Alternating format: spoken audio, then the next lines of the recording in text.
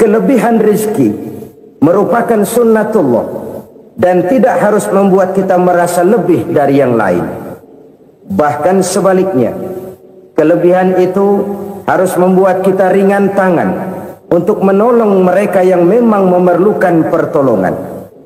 Kalau saudara diberikan ilmu, maka pertanyaan akhirat cuma satu: ilmumu kau amalkan untuk apa? Kalau saudara diberikan umur yang panjang, pengadilan akhirat juga bertanya satu: umurmu kau habiskan di mana? Tapi kalau saudara diberikan harta, pengadilan akhirat akan bertanya dua: hartamu kau dapat dari mana, kau belanjakan kemana? Dari mananya ditanya, dan kemananya juga ditanya. Oleh karena kita akan dimintakan pertanggungan jawab, maka amanah yang bernama harta ini harus kita gunakan dengan sebaik-baiknya. Ada penggunaan yang merupakan kewajiban, itu zakat namanya. Ada penggunaan yang sewaktu-waktu, itu infak namanya. Ada yang lebih sewaktu-waktu lagi, dan itu sedekah namanya.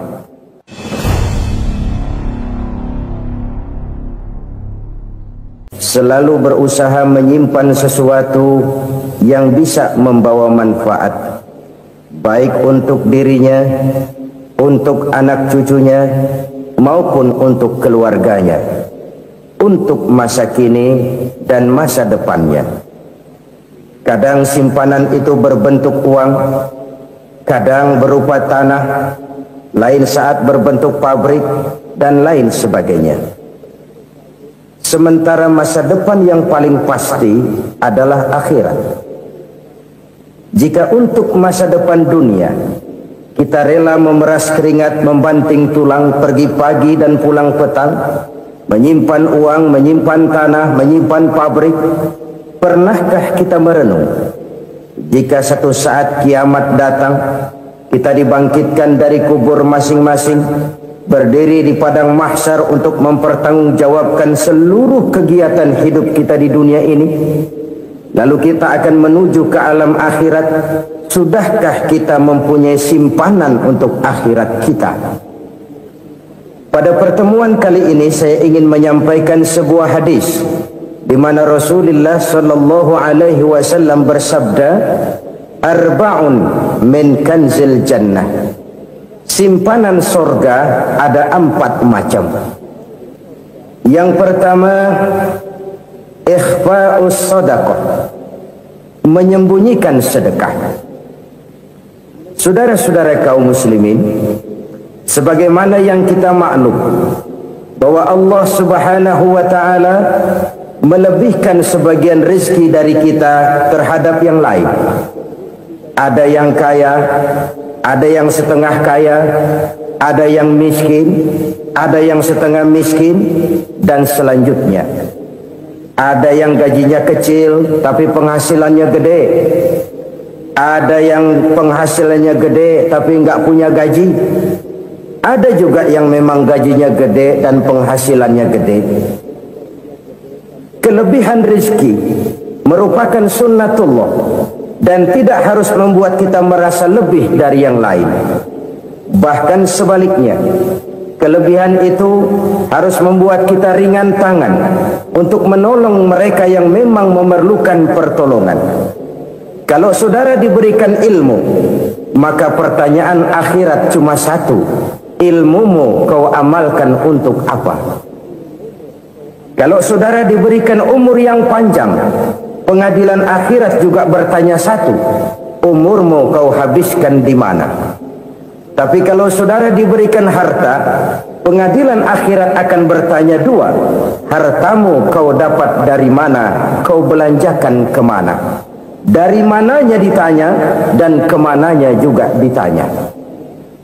Oleh karena kita akan dimintakan pertanggungan jawab, maka amanah yang bernama harta ini harus kita gunakan dengan sebaik-baiknya. Ada penggunaan yang merupakan kewajiban, itu zakat namanya. Ada penggunaan yang sewaktu-waktu, itu infak namanya. Ada yang lebih sewaktu-waktu lagi, dan itu sedekah namanya. Zakat dia terikat oleh haul dan nisab, oleh putaran batas waktu dan ukuran dari harta itu sendiri. Sedangkan infak terikat oleh situasi dan kondisi perekonomian seseorang. Sedangkan sedekah tidak terikat dengan apapun. Dalam kondisi seperti apapun kita bisa melakukan sedekah dengan yang terkecil sekalipun. Sampai-sampai Rasulullah sallallahu alaihi wasallam mengajarkan, la tahqiranna minal ma'rufi syai'an walau an talqa akhaka biwajhin talik. Atau ada hadis, tabassumuka fi wajhi akhika laka shadaqah. Senyumanmu kepada temanmu adalah sedekah. Jadi untuk melakukan sedekah tidak harus dalam berbentuk uang. Dengan ilmu kita bisa sedekah, dengan tenaga kita bisa bersedekah, dengan pikiran kita bisa bersedekah, bahkan senyum kepada teman itu pun sedekah. Jadi kalau sedekah dengan uang memang belum punya uang, nyengir aja banyakin. Itu asal pada tempatnya, jangan lalu ketemu tiang listrik cengengesan. Tentu tidak pada tempatnya dan tidak wajar. Nah, sedekah yang paling dicintai Allah adalah sedekah yang disembunyikan. Artinya jauh dari sifat riya. Kan kadang-kadang ada orang sedekah itu disebutkan namanya, apa tidak bagus? Kalau memang niatnya ikhlas, ya bagus-bagus saja. Untuk memberikan sugesti kepada yang lain. Si Fulan bin Fulan nyumbang sekian, diumumkan. Boleh kalau niatnya untuk memberikan rangsangan kepada yang lain supaya dia menyumbang lebih besar dari orang tadi. Tapi kalau itu mendatangkan riya, maka sedekah yang paling dicintai Allah adalah sedekah yang disembunyikan. Tangan kiri saja tidak tahu apa yang diberikan oleh tangan kanan. Sedekah yang dilakukan dengan ikhlas akan merupakan perbendaharaan surga, tersembunyi dari pandangan orang lain, tidak seorang pun tahu. Karena memang sikap yang baik adalah melupakan kebaikan dan mengingat kesalahan. Itu salah satu ciri orang bahagia. Orang yang selalu mengingat kesalahannya dan berusaha melupakan segala kebaikannya. Kalau dia akan berada kebaikan, dia tidak bisa ikut, dia merasa rugi karena dia merasa belum pernah berbuat baik. Tapi kalau akan melakukan kesalahan baru, dia ingat kesalahan yang sudah-sudah, sehingga terhalang baginya untuk melakukan satu kesalahan baru. Demikianlah saudara-saudara, bahwa Allah melebihkan rizki sebagian kita dari yang lain agar terjadi tolong-menolong dalam kehidupan ini. Jadi kesenjangan yang nature, kesenjangan yang alami itu sunnatullah. Ada yang kaya, ada yang miskin, ada yang kelas menengah. Nah, kenapa lalu sekarang kita berusaha mengentaskan kemiskinan? Oleh karena adanya kesenjangan struktural. Kalau yang kaya bisa semakin kaya, kenapa yang miskin tidak bisa naik jadi ikut sedikit kaya? Sebab pada dasarnya Islam adalah agama yang sejak turunnya sudah berupaya memerangi kemiskinan. Bahkan dikatakan kemiskinan itu mendekatkan kepada kekufuran. Orang kalau miskin udah dekat banget sama kafir. Gampang menjadi kafir. Berapa banyak saudara-saudara kita yang oleh karena soal perut, oleh karena soal materi, terpaksa meninggalkan dan menanggalkan akidahnya, menjual petunjuk yang diberikan Allah dengan kesenangan dunia yang cuma sebentar ini. Na'udzubillah, thumma na'udzubillah. Jadi makin kita sembunyikan satu sedekah, semakin banyak perbendaharaan kita di surga. Sedekah yang paling dicintai Allah adalah sedekah yang disembunyikan. Malahan ada seorang sufi, dia punya kebiasaan kalau pergi sholat Jumat dia bawa uang, itu uang dia taruh di bawah tikar masjid. Dia niat sedekah kepada siapa saja yang nemuin itu duit. Maksudnya apa? Supaya yang nemuin nggak tahu siapa yang punya duit. Demikian dia saking ingin menyembunyikan sedekahnya.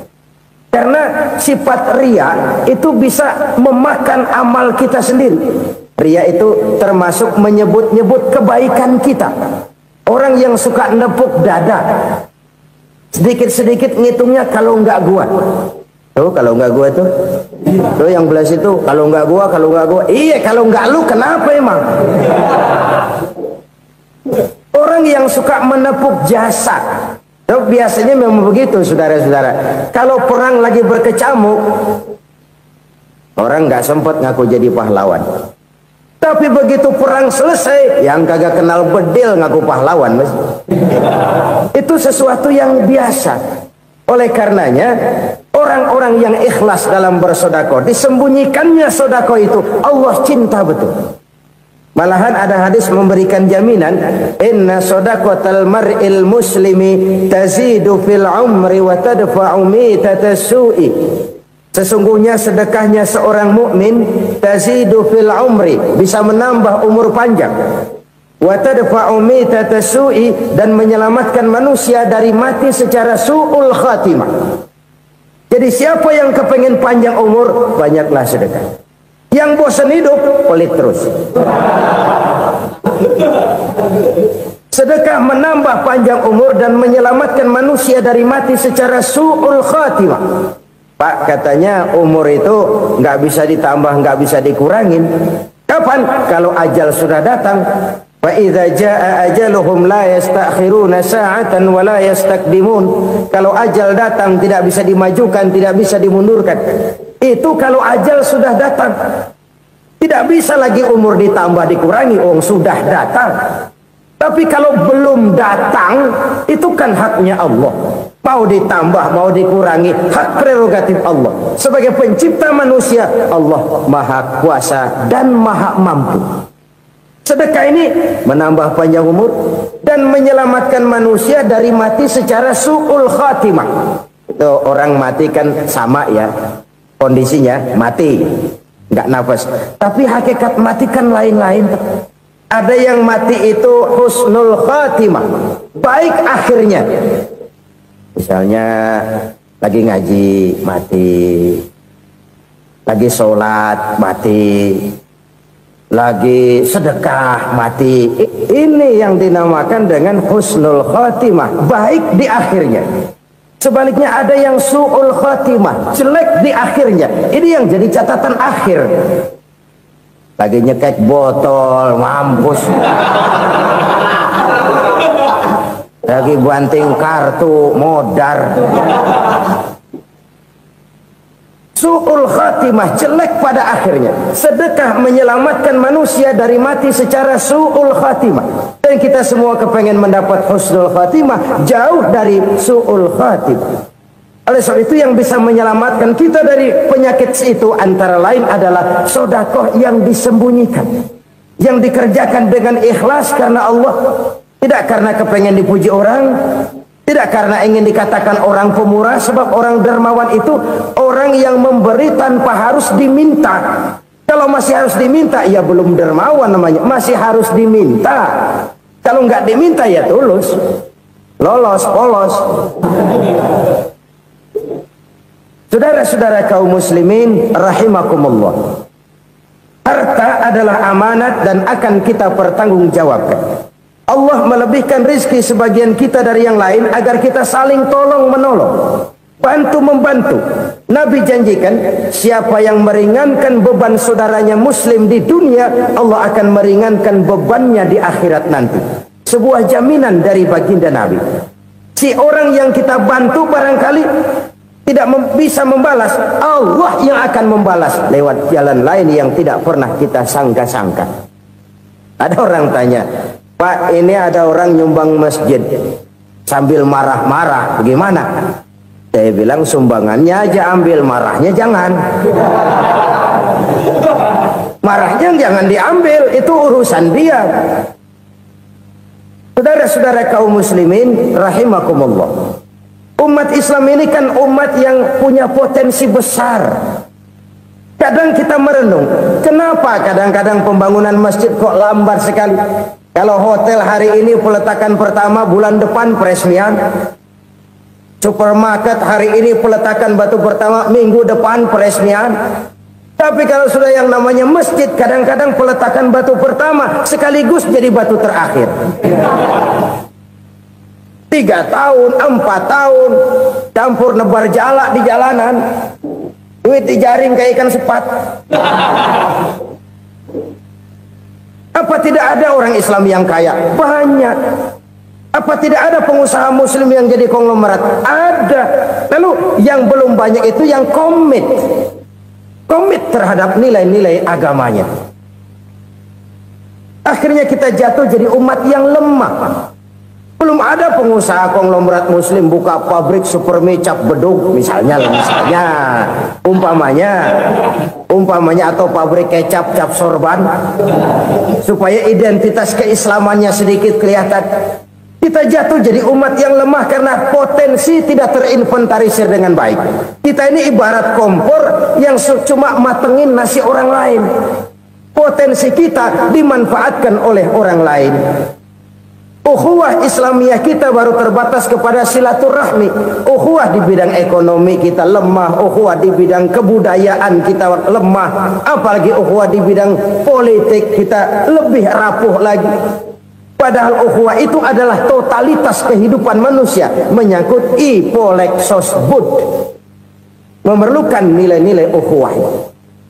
Jadi oleh karena itu mari kita menyadari di dalam harta kita, walaupun kita yang cari pergi pagi pulang sore peras keringat banting tulang, di sana ada harta anak yatim, di sana ada hak masjid, di sana ada hak pesantren, di sana ada hak jihad. Berbahagialah seseorang apabila dia oleh Allah dijadikan keran. Keran itu menyimpan air, tapi tidak untuk dirinya, tapi disalurkannya kepada mereka yang memang memerlukannya. Saudara-saudara kaum muslimin rahimakumullah, ini yang pertama. Jadi perbendaharaan surga adalah menyembunyikan sedekah. Orang lain nggak tahu, kita pun nggak pernah ngitung-ngitung. Kita anggap lewat begitu saja, padahal itu deposit akhirat. Satu. Yang kedua, perbendaharaan surga itu apa? Wa kitmanul musibah, menyembunyikan kesulitan. Kadang orang takut menghadapi kesulitan, tapi makin kita merenung, hidup ini kan sebenarnya urusan. Takut sama urusan ya jangan hidup. Tandanya orang hidup itu kalau punya urusan. Urusan melupakan problem sering menimbulkan kesulitan. Kesulitan bukan untuk ditakuti, tapi untuk diatasi dan dicarikan jalan keluarnya. Siapa sih orangnya yang nggak pernah sulit? Makin tinggi status sosialnya, makin gede urusannya. Makin tinggi kualitas imannya, makin berat tingkat kesulitannya. Cuma memang yang namanya enak itu seperti pelangi. Biang lala itu nggak pernah di atas kepala kita, di atas kepala orang melulu. Lu sih enak lu, kata kita. Dia juga bilang yang enak kan lu. Pelangi itu nggak pernah di atas kepala kita. Kata tukang beca, aduh enak ya naik Mercy. Kata tukang beca, apa yang di dalam mobil Mercy? Aduh enak bener tukang beca, di jok ngeringkuk ngorok pules bener. Saya kamar pakai AC sejuk, tempat tidur sutra empuk, alga spring bed, gula kulik nggak bisa pulas kalau belum minum Valium, belum tidur. Enak bener tukang beca, di jok ngorok nggak tahu wetan kulon. Si tukang beca bilang yang di Mercy enak, yang di Mercy bilang tukang beca enak. Inilah enak, nggak pernah di atas kepala kita, di atas kepala orang lain melulu enak itu. Nah, saudara-saudara, yang merupakan perbendaharaan surga itu orang yang bisa menyembunyikan kesulitan, baik pribadi ataupun rumah tangga. Ini terutama rumah tangga yang jadi soalnya. Kadang-kadang kita ini kalau senang, sebaliknya kalau senang kita diam, kalem aja, cuek. Banyak banget duit kita, bawaan diam aja udah. Malah ketemu orang takut. Tapi begitu susah, sekampung tahu. Padahal Nabi mengajarkan perbendaharaan surga itu menyembunyikan musibah, menyembunyikan kesulitan.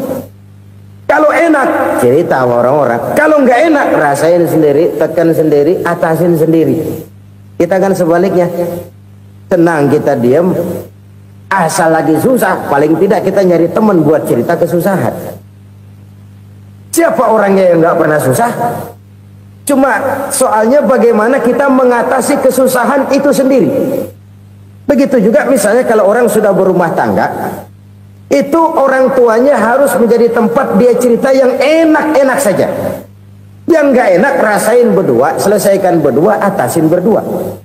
Jangan dibalik. Asal senang diam, giliran susah saja. Maknya laporan. Terbalik. Bisa menjaga security informasi. Maka nama bayam keluar diam, malah seluitan. Enak amat lo makan daging ayam. Security informasi. Saudara-saudara kaum muslimin rahimakumullah. Ujian yang terberat itu yang pernah diberikan kepada para nabi, para rasul, para aulia, para ulama. Makin tinggi keimanan, makin berat bentuk kesulitan. Ayo saya kemukakan satu contoh saja. Ada seorang nabi yang kaya, nabi kaya, namanya Nabi Ayub. Iblis kalau orang begini kan teki, ibadahnya rajin, kaya. Yang kayak begini susah digodain. Kalau ibadahnya rajin, miskin, kali bisa disogok. Sini imannya mantap, ibadahnya rajin, kaya, nabi lagi. Oh, tapi namanya iblis nggak kurang akal. Laporan, Tuhan, kenapa Les? Ya ini bahasa saya, bahasa Qurannya sih nggak gitu. Itu hambamu yang namanya Ayub, dia rajin ibadah cuma karena dikasih kaya aja. Coba kasih miskin dia, berhenti dia sembahyang. Ah, kamu bisa aja. Saya tahu Ayub itu hambaku yang ikhlas. Saya buktiin Tuhan, silahkan. Dibuktiin lah, iblis turun ke alam ini. Yang mula-mula dia lakukan, dia rusak sawah ladang Nabi Ayub. Dia binasakan binatang ternak Nabi Ayub. Sehingga dalam waktu singkat jatuhlah Nabi Ayub dari orang paling kaya jadi orang paling miskin. Beliau masih ibadah di mihrab dalam masjid. Datang iblis. Saudara Ayub, ya. Lagi ngapain? Ibadah. Nyembah Allah, nyembah Allah. Oh, percuma. Kenapa? Tuhan yang ente sembah nih, dia udah bikin miskin ente. Sawah ladang ente hancur lebur, binatang ternak binasa. Sekarang ente jadi orang paling miskin. Ngapain nyembah Tuhan kayak begitu? Tekor. Udah berhenti dah ibadah, berhenti ibadah. Ini iblis sama Tuhan laporannya lain, yang dikerjakan kepada Nabi Ayub juga lain. Benar begitu iblis kata Nabi Ayub? Iya, sawah ladang saya habis, buras. Binatang ternak saya binasa, binasa. Saya miskin, bangpak. Apa jawab Nabi Ayub? Bukan innalillahi, ini hebat. Alhamdulillahillazi a'tani wa akhza minni. Segala puji bagi Allah yang telah memberikan harta kepada saya dan sekarang mengambilnya lagi. Alhamdulillah. Allah yang ngasih, Allah yang ambil. Itu mah urusan Allah. Iblis cuman ibadah jalan terus, sujud lagi Nabi Ayub. Iblis seleher gondok banget. Dasar Nabi nggak mempan dia apa-apain. Miskin malah alhamdulillah. Allah yang ngasih, Allah yang ngambil. Jadi kalau kita tidak komit, kita tidak terikat kepada kaya, miskin, senang, susah, apa yang bisa bikin kita susah? Jadikan kekayaan, kemiskinan, jadikan senang, susah sebagai anak buah yang bisa kita atur. Jangan kekayaan ngatur kita, jangan kemiskinan ngatur kita. Kita yang harus mengatur mereka. Senang, susah, kaya, miskin, bahagia, sengsara, jadikan itu anak buah yang bisa kita atur. Kalau sekarang kita kaya, lain saat boleh jadi kita miskin, semiskin-miskinnya. Allah yang ngasih, Allah yang ngambil. Tenaga mana yang bisa menghalangi? Ibadah jalan terus. Iblis makin gondok. Dasar Nabi loh. Akhirnya apa? Nabi Ayub dikerjain, diberikan penyakit. Demikian fatal penyakitnya. Bayangin, udah miskin sakit. Masya Allah. Miskin sakit. Sakitnya nggak lama, kira-kira 16 tahun. Istrinya 3, 2 mental minta ceraiin. Ngerawatin laki bengek begini.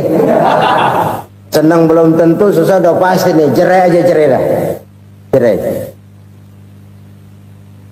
Tinggal satu Siti Rahmah yang setia menemani beliau. Sesetia-setianya hati perempuan. Satu saat Siti Rahmah bilang, "Bang, iya, abang kan Nabi, Bang.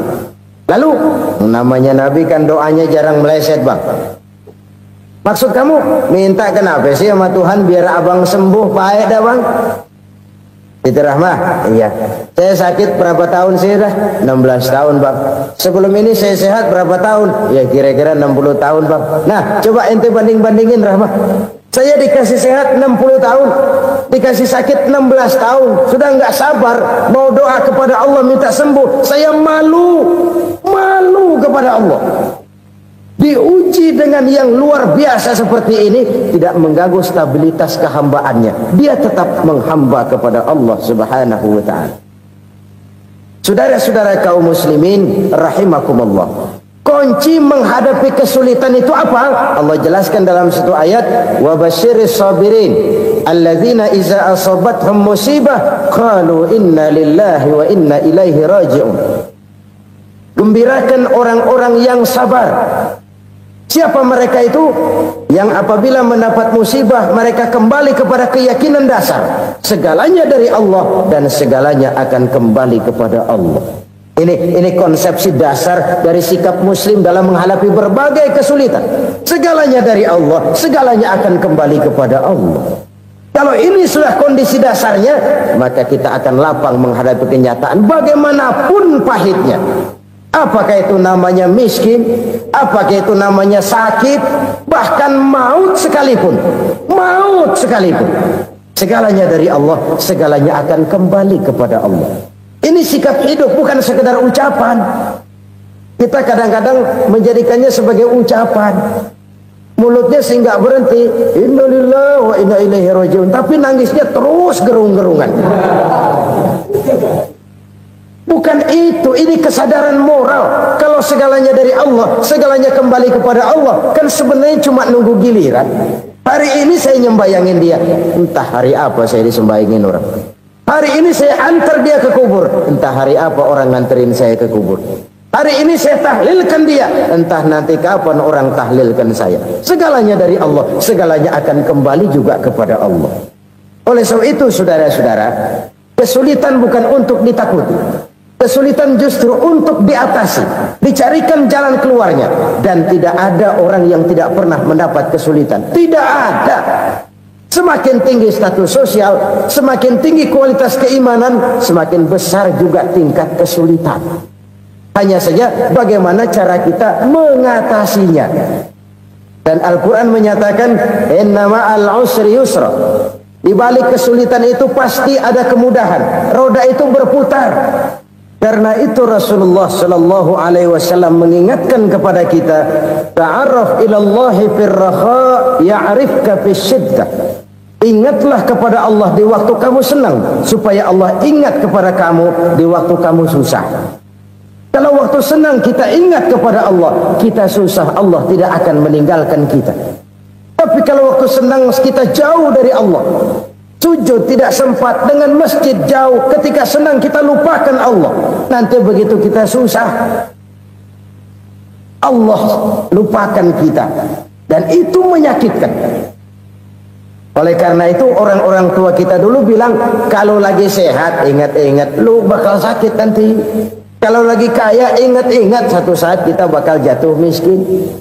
Bahkan kalau lagi muda ingat-ingat kita bakal tua. Dan yang terpenting, kalau lagi hidup ingat-ingat kita bakal mati. Saudara-saudara kaum muslimin rahimakumullah. Jadi yang kedua yang merupakan perbendaharaan surga, menyembunyikan musibah.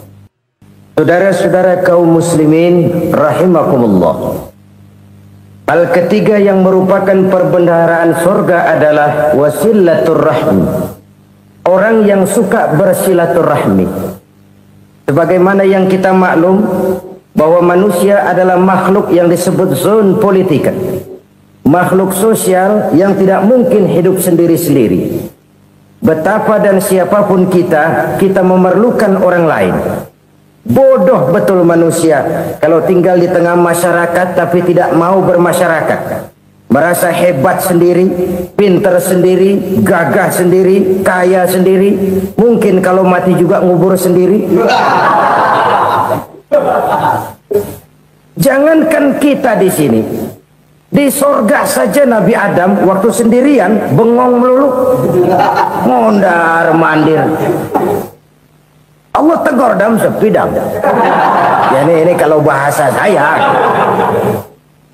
Iya Tuhan sepi ini nggak ada coret-corekan pisan ini. Diciptakan Siti Hawa baru anteng Nabi Adam. Itu di surga.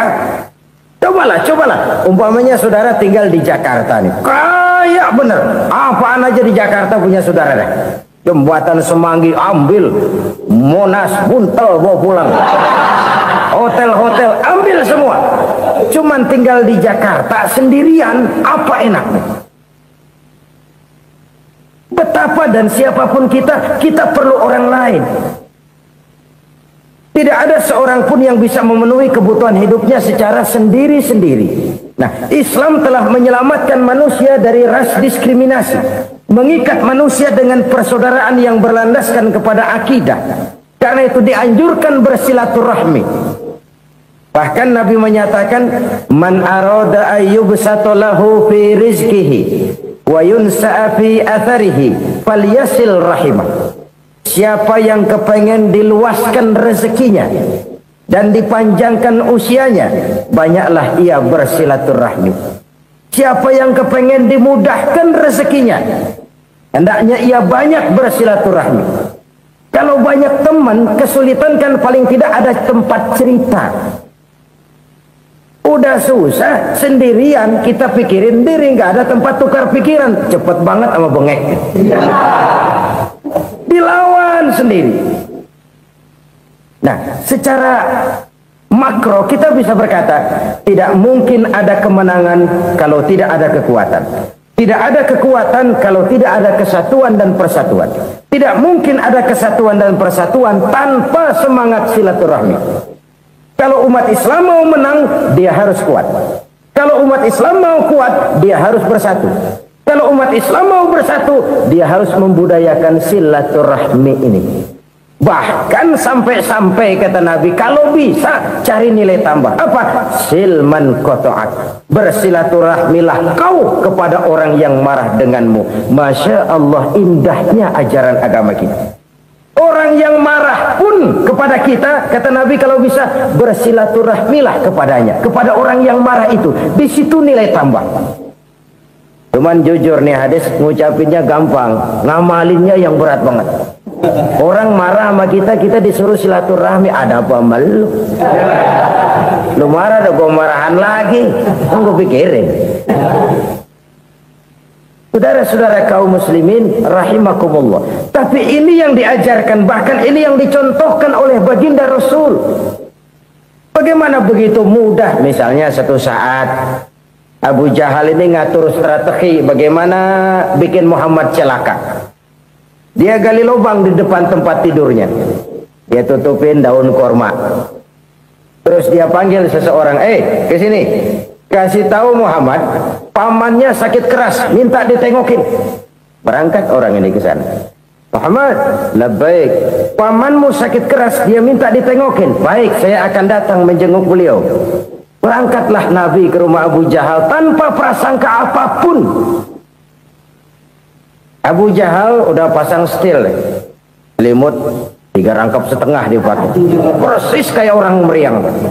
Tapi sembari ngintip dari balik selimut, begitu Muhammad buka pintu, nah masuk perangkap nih. Muhammad jalan menuju tempat pembaringan. Makin lama makin dekat, makin lama makin dekat, makin dekat ke lubang yang dipasang oleh Abu Jahal itu. Dalam hati Abu Jahal, terus dah jatuh, mampus dah lo ini. Mampus lo hari ini nih. Apa yang terjadi? Malaikat Jibril datang. Muhammad, pamanmu cuma pura-pura sakit. Di depan tempat tidurnya ada lubang perangkap supaya kamu jatuh ke situ. Sudah, kamu pulang. Balik kanan Nabi. Sudah hampir jatuh ke lubang, balik kanan, pulang. Bayangin kecewanya Abu Jahal. Muhammad dikit lagi, Muhammad dikit lagi. Enggak paman, saya pulang aja. Emosi, bangun dari tempat tidur, enggak sadar kalau lagi pura-pura sakit. Lompat ngejar Nabi, dia lupa dengan lubang yang dia gali. Pusrak, nyemplung sendiri ke dalam lubang.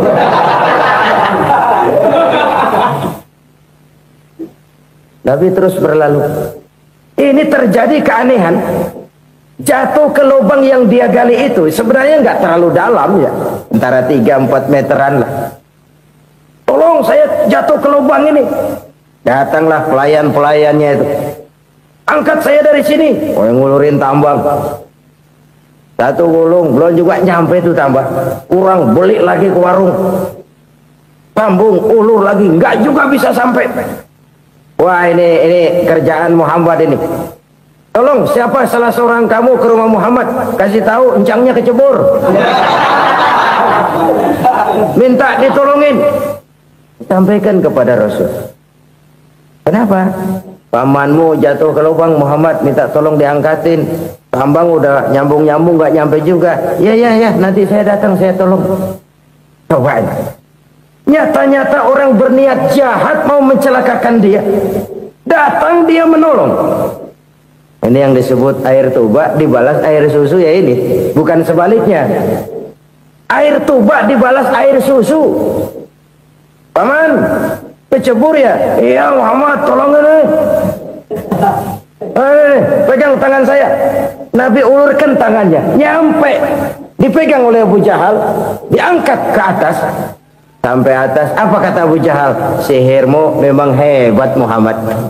Udah ditolongin dikata sihir. Yang enak kita kemplang kan itu orang begitu. Urusan apa? Tapi inilah akhlak. Kalau bisa kamu bersilaturahmilah dengan orang yang marah kepadamu sekalipun. Orang marah kita tetap baik.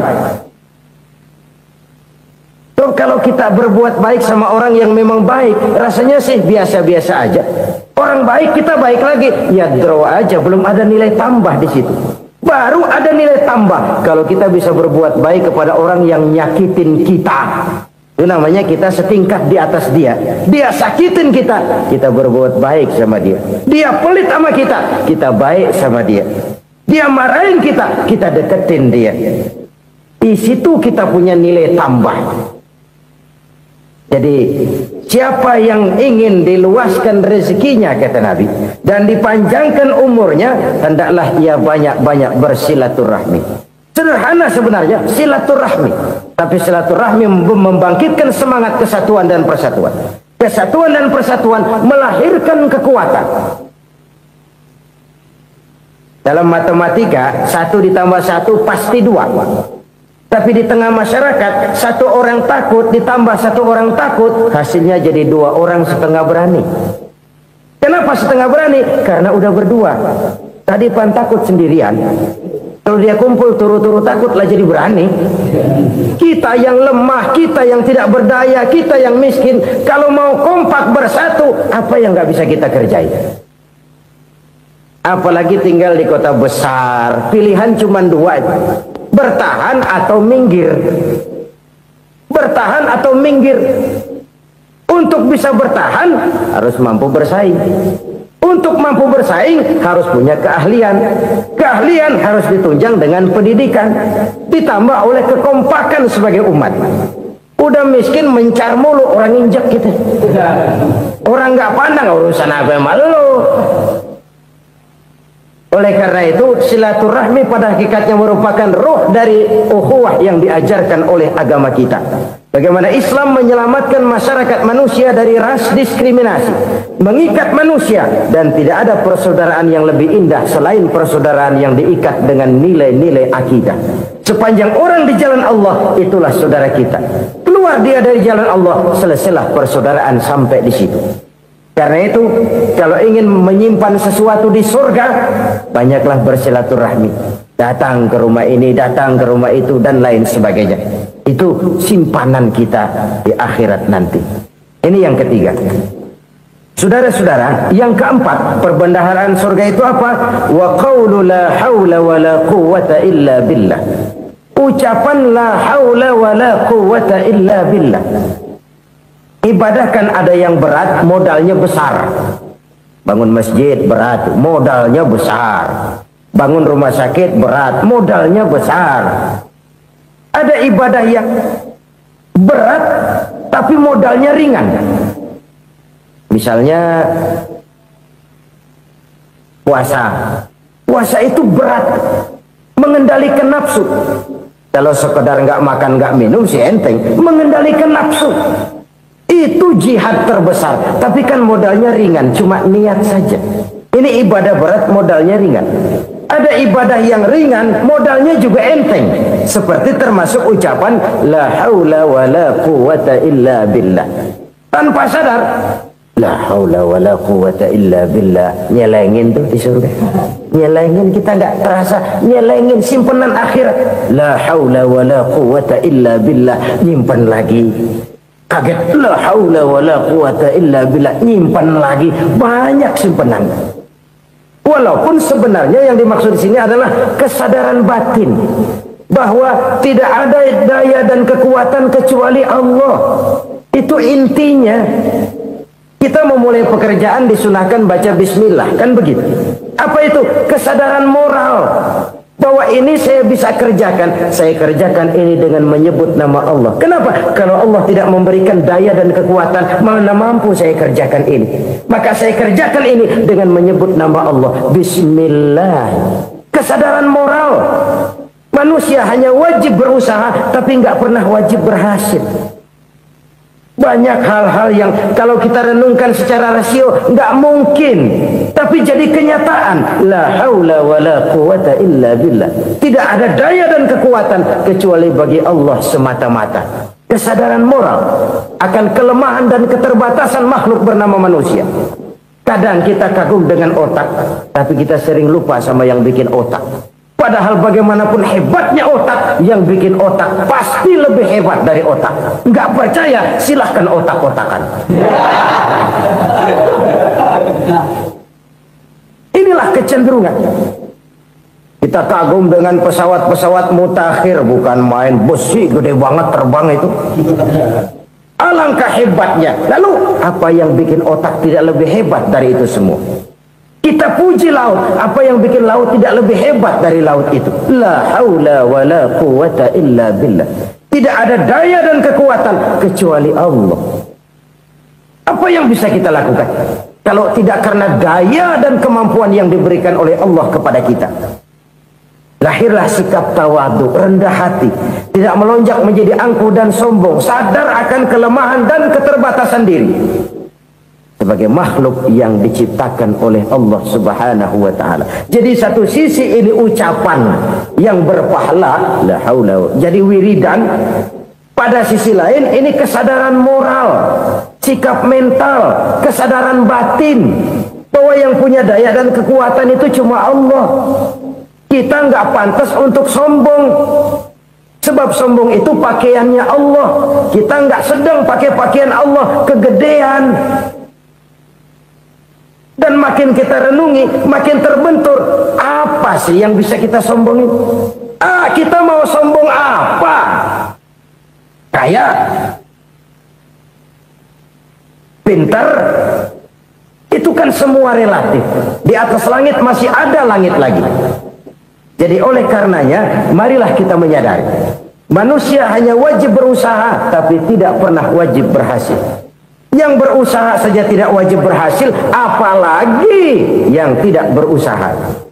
Islam bukan agama orang pemalas yang selesai sholat lalu endelohom, nggelenggem ayem-ayem.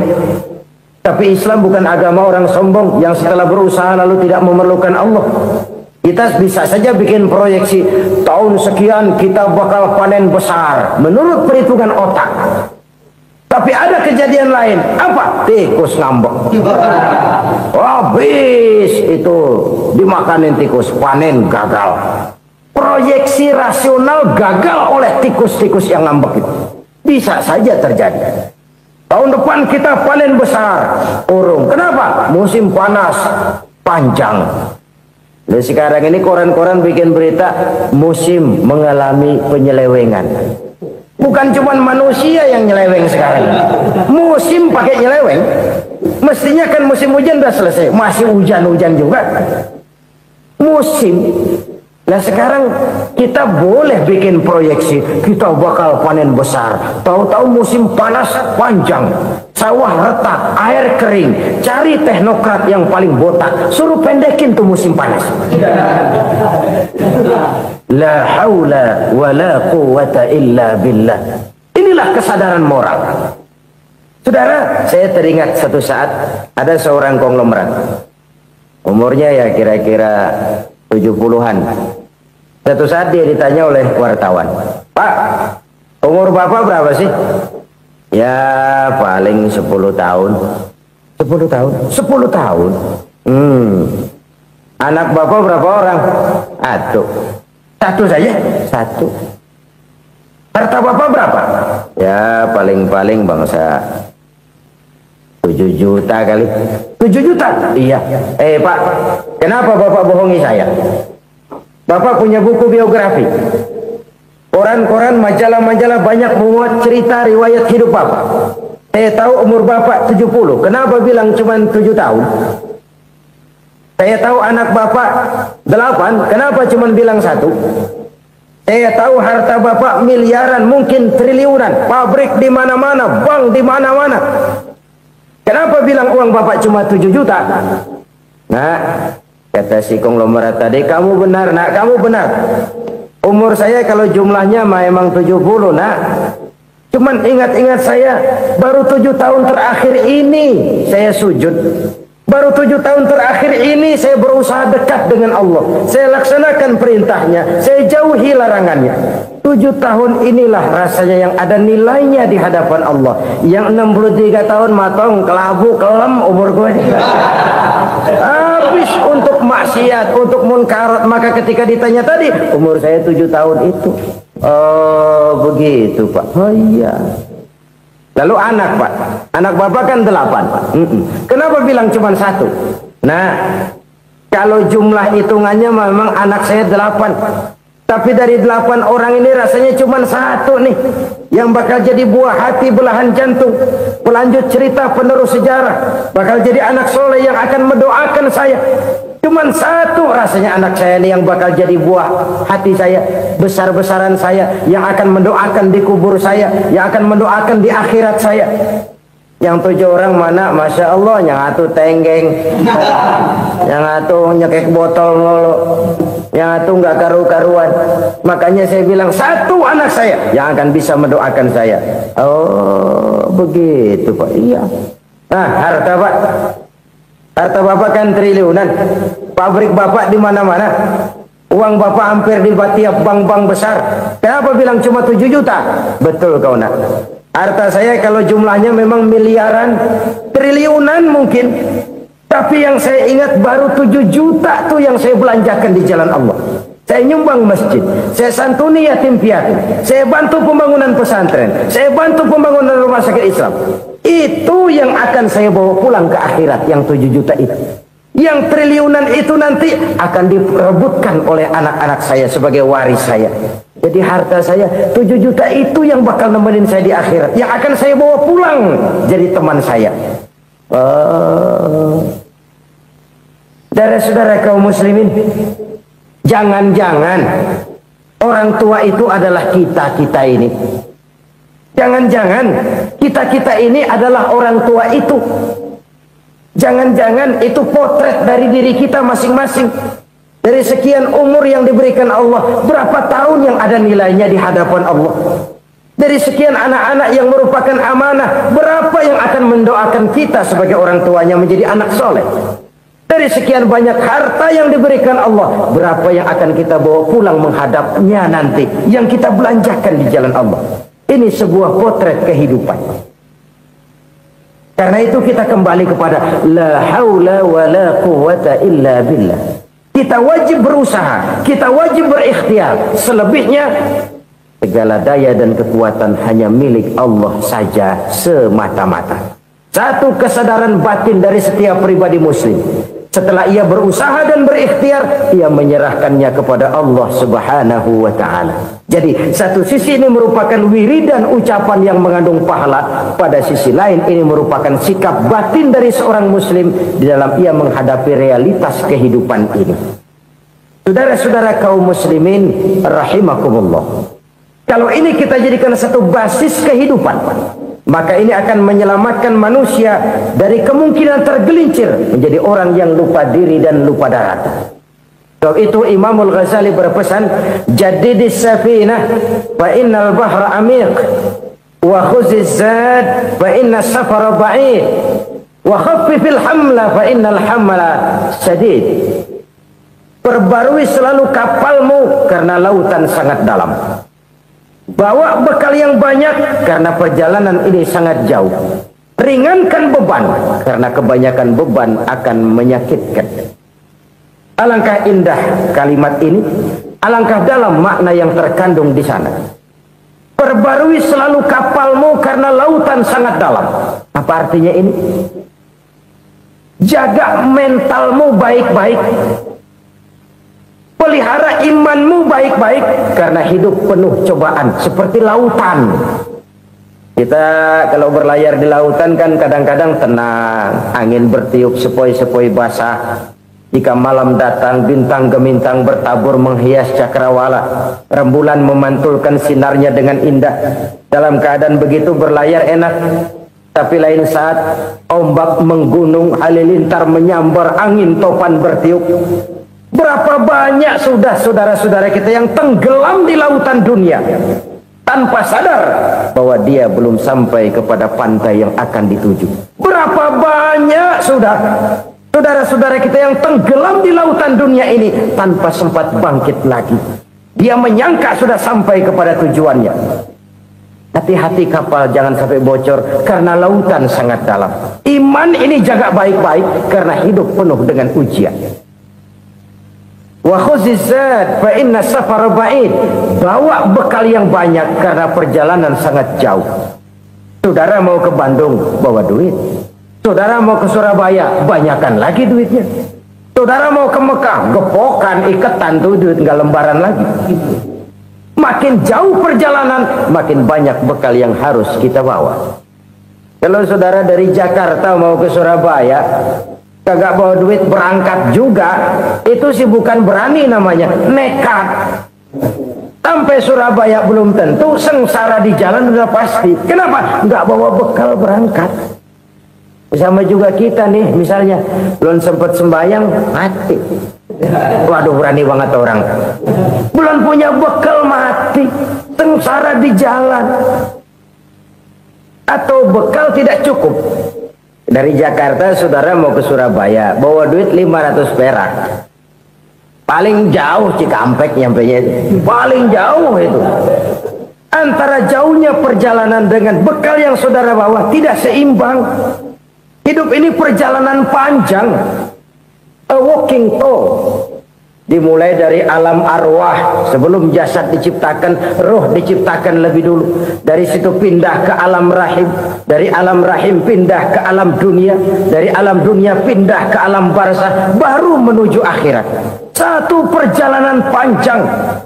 Kalau bekal tidak bawa, sengsara di jalan. Bawa bekal yang banyak karena perjalanan ini sangat jauh. Wa khaffifil hamla, ringankan beban karena beban itu cuma akan menyulitkan. Kalau bekal itu sih keperluan, tapi beban nggak kita perluin, cuma ngeberat-beratin. Apa ini beban? Dosa, kecurangan, kebatilan, kezoliman, ketidakadilan, kesewenang-wenangan. Itu akan jadi beban kita di akhirat. Alangkah celakanya, perjalanan panjang, bekal tidak bawa, beban kelewat banyak, alamat sengsara di jalan.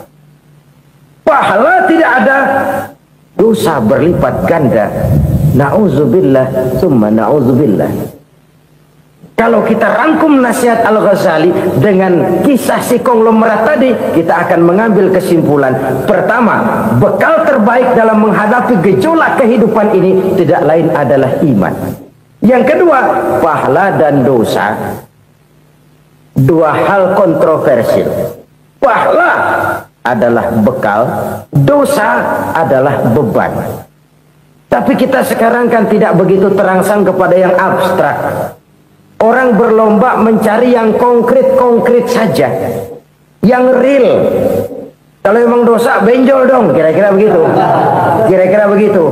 Persis orang Yahudi dulu. Orang Yahudi itu kan pernah minta kepada Nabi Musa, ya Musa, lan nu'mina laka hatta narallaha jahrah. Musa, kami nggak bakal mau beriman kepada Allah kalau belum kami lihat Allah ada nongkrong di depan kami. Kalau memang Tuhan ada, taruh dong di depan kami. Mau yang konkret-konkret saja. Kalau memang dosa, benjol dong. Kalau memang pahala, berasa dong. Orang terangsang kepada yang real, yang konkret-konkret saja. Karena itu, untuk mengejar dosa orang mau bayar. Tapi untuk mengejar pahala, walaupun tidak bayar, orang segan. Ini yang dikatakan oleh Nabi, kamu mengharapkan ke surga, tapi kamu berat melaksanakan sesuatu yang bisa membawa kamu ke surga. Kamu ingin jauh dari neraka, tapi tiap saat kamu lakukan perbuatan-perbuatan yang justru menjerumuskan kamu ke neraka. Idda'aitum an-najata minan nar wa ramaitum fiha anfusakum. Kamu ingin selamat dari neraka, tapi kamu lemparkan diri kamu ke neraka. Kamu ingin masuk surga, tapi berat sekali kamu melakukan perbuatan-perbuatan yang bisa menyampaikan kamu di surga. Saudara-saudara kaum muslimin rahimakumullah. Jadi hal keempat yang merupakan perbendaharaan surga adalah la haula wa la quwwata illa billah. Satu sisi ini merupakan ucapan yang memperberat timbangan akhirat. Pada sisi lain ini merupakan sikap hidup seorang muslim. Kesadaran batin yang sangat dalam bahwa tidak ada daya dan kekuatan kecuali Allah. Dan itu kita simbolkan pada saat memulai pekerjaan dengan Bismillah, dengan menyebut nama Allah. Satu kesadaran moral, saya hanya bisa melakukan ini karena diberikan daya dan kekuatan oleh Allah.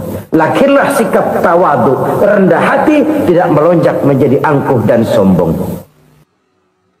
Murai di dahan dan koko ayam di kandang.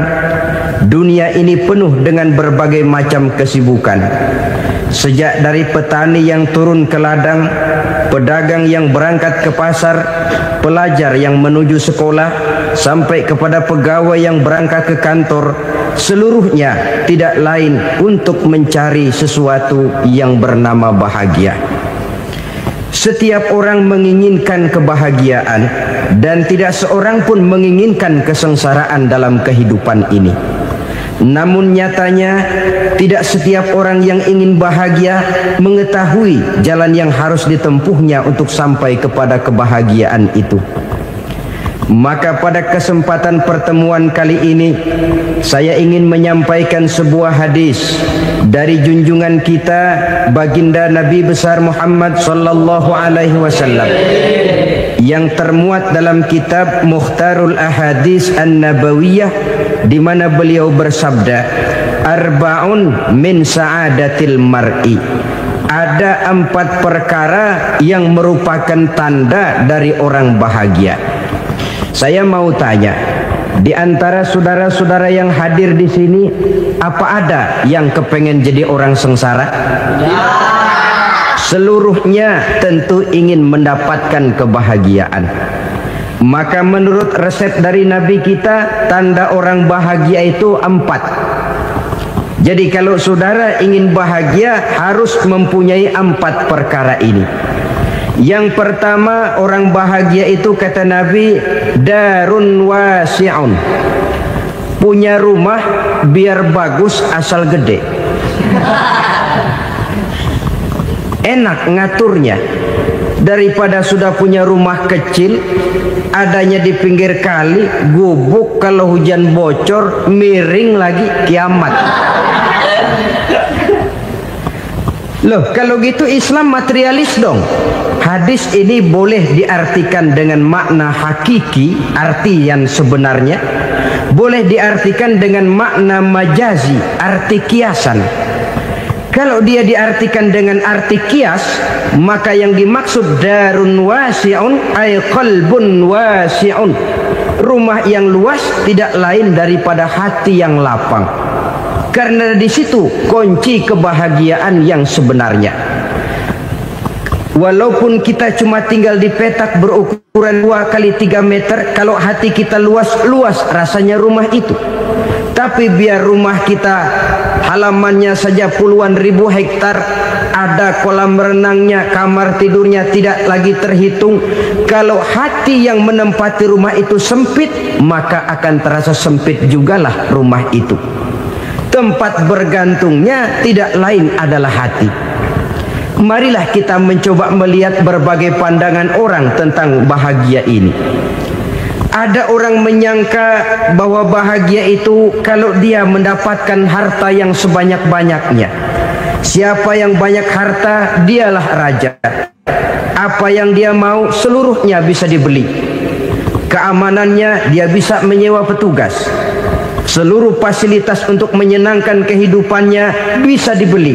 Pendeknya, hartalah segala-galanya dalam kehidupan. Sampai ada pepatah mengatakan, innad darahima fil amakini kulliha taksur rijala mahabatan wa jalala. Sesungguhnya harta, dinar, dirham, uang di mana-mana selalu bikin hebat orang yang memilikinya. Coba lihat, orang yang punya duit sama yang enggak punya duit, jangan gaya hidupnya, gaya jalannya aja lain. Wahia lisanun liman arada fasahatan, wahia silahun liman arada qitala. Uang adalah senjata yang paling ampuh bagi orang yang mau pergi perang, dan lidah yang paling fasih bagi orang yang mau bicara. Kalau bicara dengan lidah macet, cobalah bicara dengan harta, lancar. Sampai ada pepatah demikian, segalanya bisa diatur dengan harta. Maka di kalangan orang yang berpandangan semacam itu, seluruh kegiatan hidupnya hanya terfokus kepada bagaimana mengumpulkan harta yang sebanyak-banyaknya. Tidak peduli halal haram, tidak kenal sore pagi siang dan malam, tidak sempat sujud, jauh dari agama, jauh dari kehidupan yang bersifat ruhaniyah, jauh dari Allah dan sebagainya. Sampai dalam Al-Quran dikelompokkan dalam kelompok yang dinamakan lumazah. Allazi jama'a malahu wa addadah yahsabu anna malahu akhladah. Mereka mengumpul-ngumpulkan harta sebanyak-banyaknya dan menyangka bahwa harta yang banyak itu dapat mengekalkan hidupnya, mengekalkan kekayaannya, mengekalkan kebahagiaannya. Saudara hadirin yang berbahagia, kalau pandangan hidup ini benar, artinya kalau harta memang merupakan satu-satunya hal yang dapat membuat orang bahagia, tentu di rumah mewah tidak akan pernah ada tangis derita. Tentu di satu tempat di mana fasilitas hidup serba menunjang tidak ada yang namanya penderitaan. Tapi suka dan duka, sedih dan gembira, senyum dan tawa adalah milik setiap orang, baik dia punya harta maupun dia tidak punya harta. Nyatalah bahwa harta semata-mata bukan merupakan jaminan bahwa orang akan bahagia. Walaupun tanpa harta orang sulit untuk bahagia. Saya mau cerita, ada orang super kaya, namanya Aristotle Onesimus, raja tanker Yunani. Dia punya kapal tanker saja konon sampai 11 banyaknya. Punya perusahaan penerbangan yang disebut Olympic Airlines. Punya hotel di berbagai kota besar di dunia ini, sejak dari New York, London, Paris, Rome dan sebagainya. Bahkan punya pulau yang dia namakan Pulau Scorpio. Ini kan namanya sudah kaya nggak tanggung-tanggung, punya pulau. Nah, dia punya 2 orang anak, yang satu laki-laki namanya Alexander, yang satu perempuan namanya Maria Onesimus. Seluruh harapannya tertumpah kepada anak lakinya Alexander ini, yang akan meneruskan usahanya, meneruskan kekayaannya, meneruskan dinastinya. Apa yang terjadi?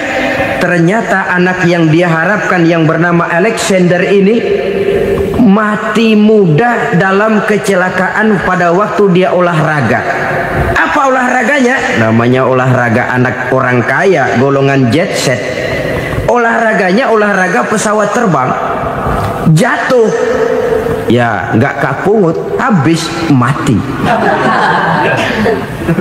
Tinggal satu anak perempuannya, Maria Onassis. Tapi anak perempuan ini juga malah urakan. Terakhir dia pacaran, bahkan kemudian kawin sama orang Rusia. Rupanya Aristotle Onassis ini broken.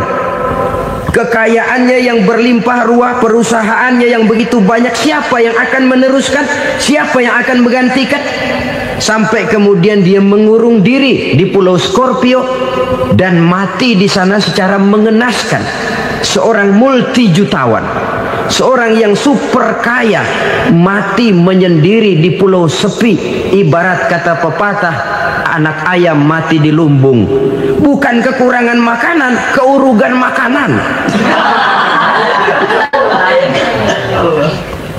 Begitu kehidupan Aristotle Onassis. Dan banyak orang-orang yang sudah demikian kaya sampai dibingungkan oleh kekayaannya sendiri. Telusurilah kehidupan David Rockefeller misalnya, Henry Ford misalnya, Adnan Khashoggi misalnya. Multi jutawan yang kadang-kadang dibuat keder oleh kekayaannya sendiri. Pantas ketika Imam Ali ditawarkan orang, "Ya Ali, kalau kepadamu disuruh pilih ilmu atau harta, kau pilih mana?" Ya jelas pilih ilmu dong. Kenapa? Pertama, ilmu kalau kita berikan kepada orang lain tambah. Tapi harta kalau kita berikan kepada orang lain kurang. Saudara punya uang 10.000, dibagi orang 5.000, jelas uang saudara berkurang. Tapi saudara punya ilmu diberikan kepada orang lain bisa, saudara pun makin mantap. Tidak lantas jadi bodoh karena ngajarin orang. Saudara bisa Fatihah lalu mengajarkan orang Fatihah. Orang bisa, saudara pun makin hafal. Tidak lantas setelah diajarin orang ilmunya hilang. Begitu datang dia minta orang, "Tolong ajarin saya Fatihah." Udah habis, nggak ada.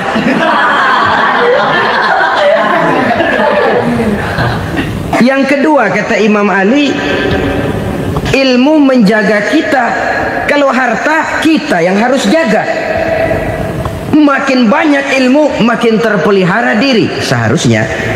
Tetapi makin banyak harta makin bingung kita jaganya. Sampai kadang-kadang kalau perlu seluruh keliling rumah dipasangi alarm. Belum cukup disewakan anjing besar-besar, pasang di depan pintu, awas anjing galak.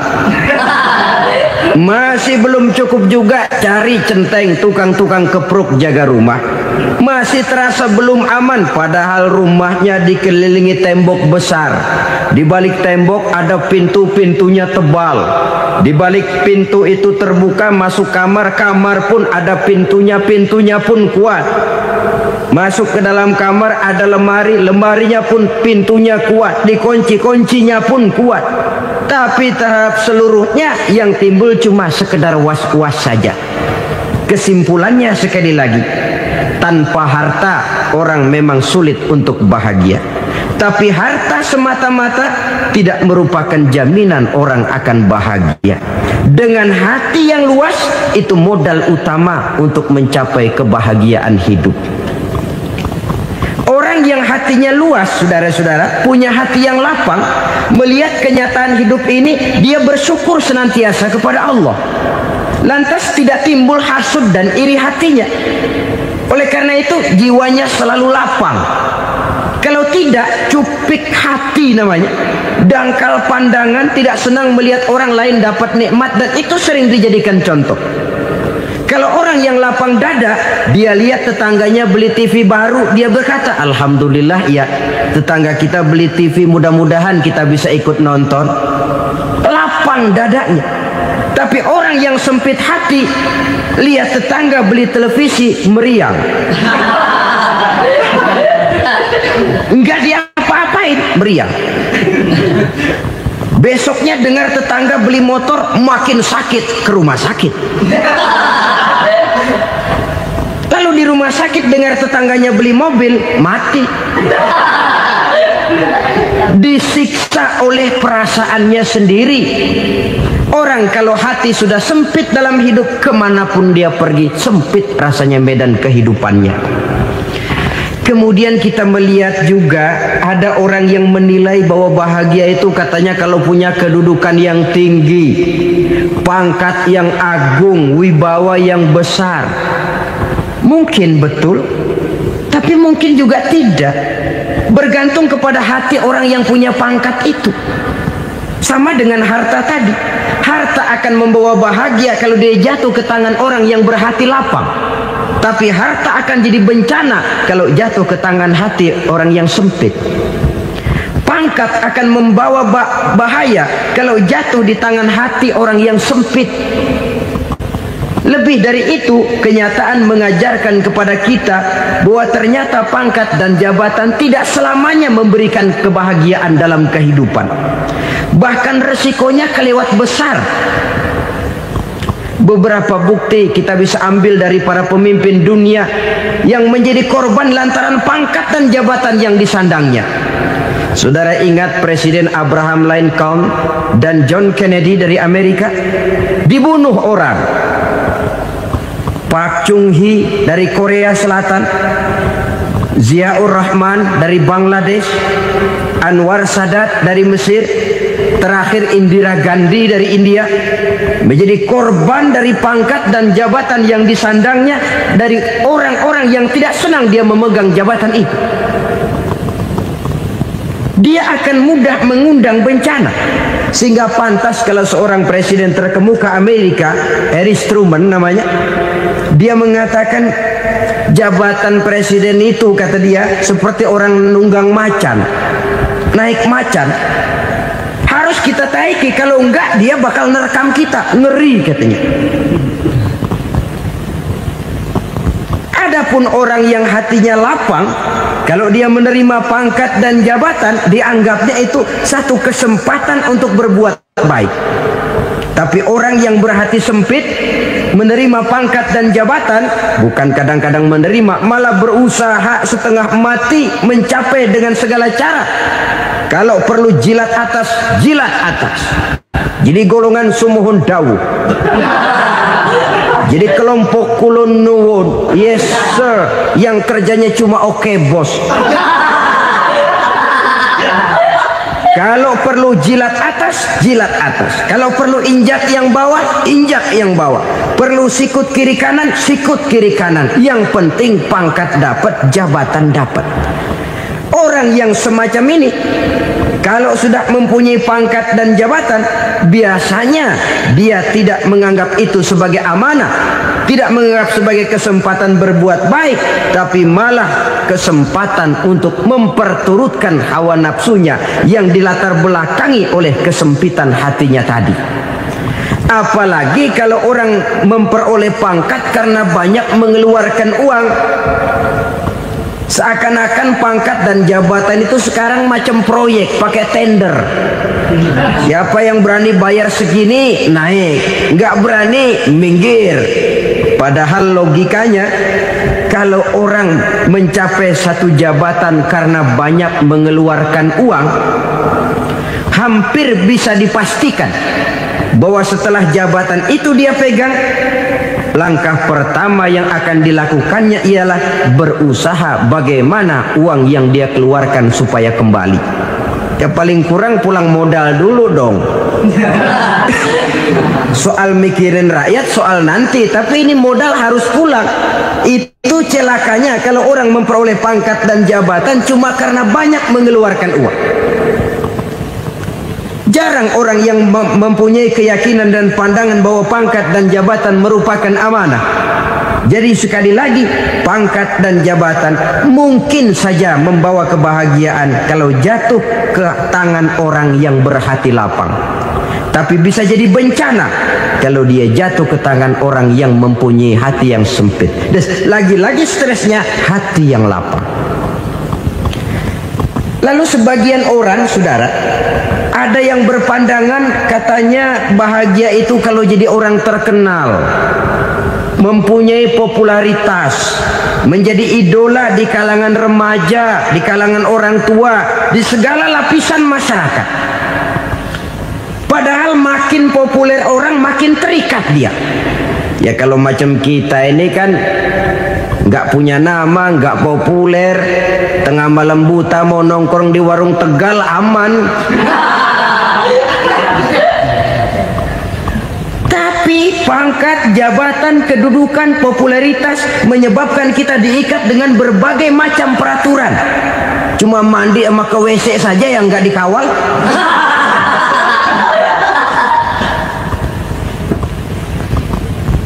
Benarkah popularitas, ketenaran membawa kebahagiaan? Mungkin ya, tapi mungkin juga tidak. Kenapa? Banyak orang-orang populer yang mengakhiri hidupnya secara tragis. Kita ambil beberapa nama. Di Amerika tahun 60-an ada bintang seksi paling terkenal yang dijuluki seks bom, bom seks. Sampai sekarang jadi legenda, namanya Marilyn Monroe. Singkatan doublenya itu inisialnya MM, Marilyn Monroe. Terkenal, top, sampai dia mati tahun 62. Namanya sekarang masih saja dibicarakan orang. Kenapa dia bunuh diri? Tidak punya hartakah dia? Banyak. Kurang populerkah dia? Seluruh dunia mengenalnya. Sejak rakyat kecil sampai pejabat tinggi dia punya hubungan. Kenapa? Jenuh. Dia terlahir dalam keadaan yatim. Setelah itu tidak lama dia berangkat remaja, ibunya meninggal, pindah dari wanita asuh ke wanita asuh sampai 12 orang ibu angkatnya. Dan kekecewaan yang paling parah, setiap laki-laki yang dekat dengannya hanya seperti kapal berlabuh. Datang dan pergi silih berganti, padahal dia merindukan seseorang yang bisa melindungi hidupnya. Dia rindukan itu dan dia tidak pernah menemukan. Itu yang akhirnya menyebabkan dia minum pil tidur kelewat dosis, minum obat tidur kebanyakan, ya tidur terus sampai sekarang.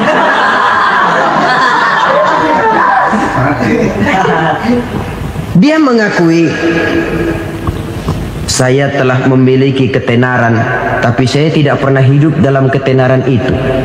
Saya pandai main sandiwara, tapi saya ingin hidup dalam alam yang real sebagaimana umumnya orang. Itu yang dia rindukan. Menyusul jejak yang namanya Marilyn Monroe ini, Billie Holiday, saudara kenal tentu, di rumah sakit dirawat. Dia juga minum obat overdosis, mati lagi. Jimi Hendrix minum obat tidur overdosis kelewat batas, mati lagi. Lalu yang menghanyutkan diri di danau, Janis Joplin dan Brian Jones. Ini orang-orang populer, orang-orang terkemuka yang mengakhiri hidup secara tragis, bukan karena tidak terkenal, mungkin karena sudah saking terkenalnya. Contoh paling belakangan, Bruce Lee. Wah, ini tukang-tukang kepruk tentu kenal siapa dia. Sampai sekarang pun tabir kematiannya masih merupakan misteri. Dan yang masih hidup juga menunjukkan gejala yang aneh. Michael Jackson, rumahnya di Beverly Hills itu dijaga sedemikian rupa, dan dia selalu curiga kepada setiap makanan. Harus steril, bersih dari segala macam kimia. Kemana dia pergi, itu tukang-tukang kepruk sudah selalu menjaga dan mengawal, dan dia seakan takut menunjukkan mukanya yang asli. Hingga kalau tampil ke tengah di luar show, dia kadang memakai pakaian yang tidak menunjukkan dia yang sebenarnya, takut dikenali orang. Ternyata popularitas sering jadi momok yang meracuni kehidupan manusia. Oleh karena itu, benarlah junjungan kita pada saat beliau mengajarkan orang akan bahagia kalau dia mempunyai hati yang lapang.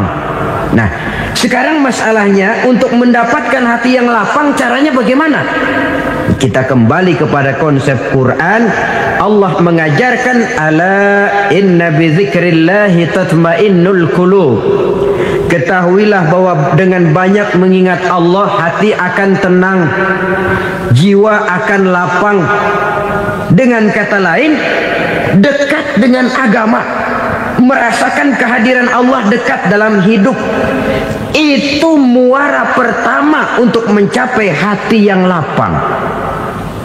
Ala inna bi dzikrillahi tatmainnul qulub. Jangan macam orang sekarang ingin mendapatkan ketenangan lalu tapak di puncak gunung, di gua-gua, di tempat sepi. Iyalah kalau nggak ada ular. Kalau tergigit ular berbisa, ketenangan belum, mati jelas itu. Islam positif untuk mendapatkan ketenangan. Ala inna bi dzikrillahi tatmainnul qulubi. Bahwa ketahuilah bahwa dengan banyak mengingat Allah, hati akan tenang, jiwa akan lapang, nuansa pikiran akan luas. Karena yang namanya bahagia ada dimanapun manusia berada. Di kampung ada bahagia, di kota ada bahagia, di ngarai, di lembah, di gunung, di hutan, di lautan, di angkasa luar, dimanapun bahagia itu ada kalau kita bermodalkan hati yang lapang ini. Dan hati akan lapang kalau kita dekat dengan agama. Dekat dengan harta buat sementara hati mungkin tenang, tapi ketenangan yang relatif dan temporer. Apalagi orang tiap kali tambah harta, tiap kali tambah rencana. Itu wajar. Mungkin sebelumnya saudara berpikir, kalau punya duit 5.000 enak nih. Begitu punya duit 5.000, aduh sayang kalau 10.000 aja. Tiap kali tambah harta, tiap kali lain rencana. Makin banyak rencana, makin menjauhkan kita dari yang namanya ketenangan. Padahal ketenangan merupakan unsur utama untuk mencapai bahagia. Dan ketenangan itu bermuara dalam hati manusia. Tengoklah kehidupan ini. Orang yang banyak harta dengan orang miskin, berbedakah rasa sakit yang mereka tanggungkan? Rasanya tidak. Walaupun si kaya tidur di kasur empuk berselimutkan sutra mahal, sementara si miskin meringkuk di balai bambu yang keras dan kasar. Apabila maut datang, dia juga tidak pernah pilih bulu. Maut datang menjemput si kaya di singgasana keemasannya, dikelilingi oleh para pengasuh, dayang dan idang serta para pengawal. Dan maupun datang menjemput si miskin papa sehingga ia tergelepar di tepian jalan. Kedua-duanya bernama mati. Kalau nyata bahwa sakit yang ditanggung si kaya tidak beda dengan sakit yang ditanggung si miskin, bukan harta semata yang membuat orang bahagia. Hati yang tenang, jiwa yang lapang penuh kedamaian. Karena banyak berzikir dan mengingat Allah, itu merupakan modal utama untuk mencapai sesuatu yang bernama bahagia.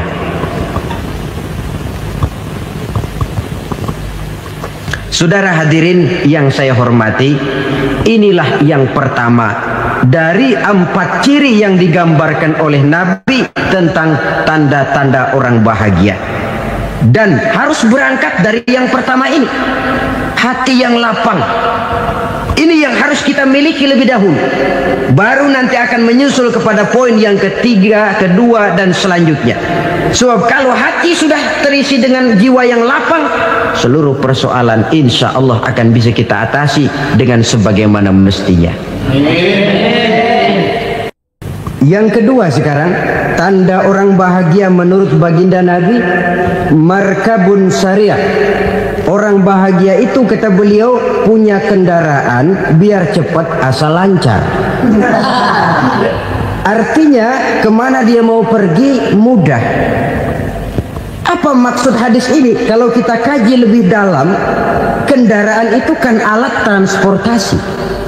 Transportasi tidak lain adalah usaha memudahkan komunikasi. Pindah dari situ kepada teori bahwa manusia adalah zon political, makhluk bermasyarakat yang tidak bisa memenuhi kebutuhan hidupnya secara sendirian. Kita memerlukan keberadaan orang lain dalam kehidupan ini. Untuk memakai baju saja kita sudah perlukan petani yang tanam kapas, pabrik yang memintal kapas jadi benang, pabrik yang menenun benang jadi kain, sampai kepada mesin jahit, sampai kepada tukang jahit. Itu cuma untuk memakai pakaian saja. Tidak seorang pun di antara kita yang sanggup memenuhi kebutuhan hidupnya secara sendiri. Kita perlu orang lain. Maka kebebasan dalam arti mutlak, kebebasan tanpa batas, itu tidak mungkin ada dalam kehidupan. Karena kita mengadakan yang disebut interaksi sosial. Setiap kegiatan kita tentu melibatkan orang lain. Menurut kita barangkali kita bebas jalan di jalan raya semaunya, tapi orang lain berkendaraan pun merasa bahwa ini ada juga jalan haknya, dan begitu selanjutnya. Oleh karena itu, maksud dari kendaraan yang cepat ini adalah khulata'uhu ma'as solihin. Lingkungan pergaulannya terdiri dari orang-orang soleh. Pergaulannya luas. Kemana dia pergi ada temannya. Kesulitannya ada tempat dia cerita. Dan kesulitan kalau sudah diceritakan kepada orang lain, taruh kata orang itu tidak bisa menolong, namun menceritakannya kepada orang yang kita percayai, kan paling kurang sudah mengurangi beban jiwa, mengurangi tanggungan batin, merasa masih ada tempat kita cerita.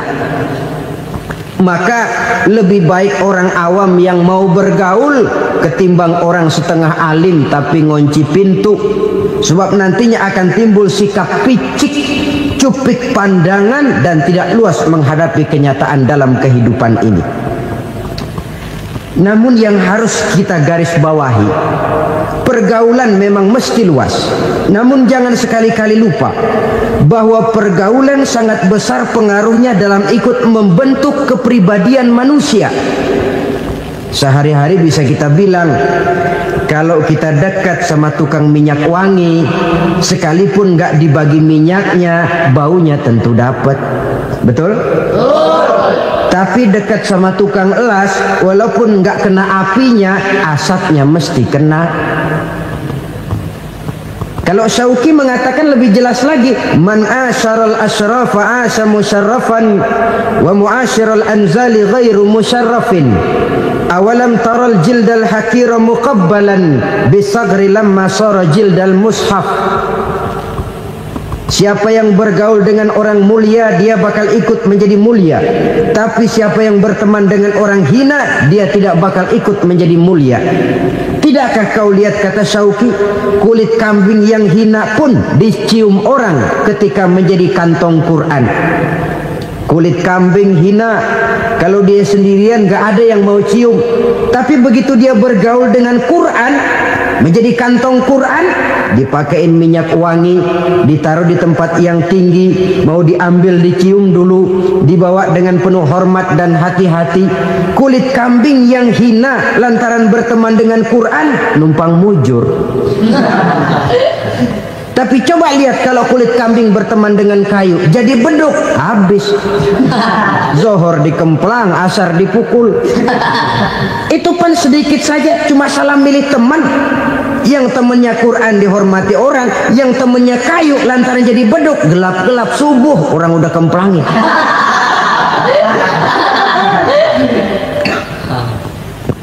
Maka terutama kepada adik-adik remaja yang masih mencari identitas diri, yang ibarat kaset masih kaset kosong, mudah diisi oleh apapun, pandai-pandailah memilih teman dalam bergaul. Karena banyak orang yang tadinya baik-baik, ketika terseret dalam pergaulan dengan orang yang tidak baik, kebaikannya menjadi lentur dan luntur. Tapi berapa banyak bajingan-bajingan tengik, orang-orang yang berlumur noda dan dosa, tiap hari melakukan maksiat, namun bergaul dengan orang yang baik-baik. Pada akhirnya sedikit demi sedikit, beringsut dan berangsur, dia terbiasa mengikuti kebaikan-kebaikan. Saya tekankan ini kepada remaja karena mereka masih mencari identitas diri. Apa yang mereka lihat mereka mau, apa yang mereka dengar mereka ingin tahu. Coba lihat kehidupan remaja. Pulang nonton film Rambo, pengen jadi Rambo, gagah, maunya belekai melulu.